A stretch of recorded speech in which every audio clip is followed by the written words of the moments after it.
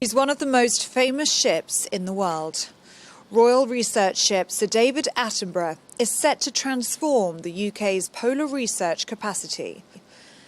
This Sunday, the 129-metre vessel will set sail for the Falkland Islands. That will take 3.5 weeks. From there, it will sail for another 4 days to Antarctica.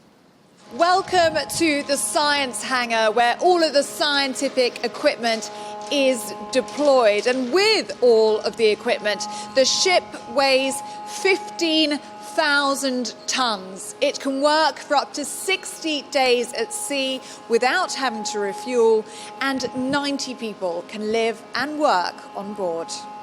The ship is operated by the British Antarctic Survey and has been described as a floating laboratory.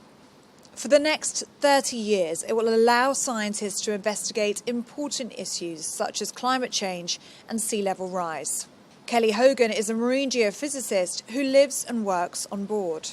We are seeing much more big calving events where lots of ice is breaking off from the ice sheet, and that's stuff that we're actually witnessing with our own eyes when we're doing our research. That it's really real, and I think that's that can be a challenge, but it also brings home how important it is for us to be doing this kind of work.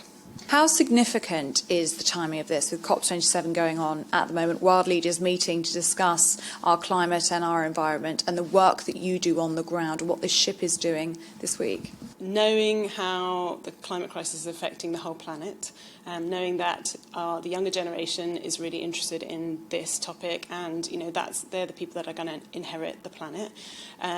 The good thing now is that we have the capability of the David Attenborough and the great science that it can do in one to go and study these places in more detail. We're at a sort of critical point in time where we're trying to understand the future of our ice sheets and the future of the sea level as it rises.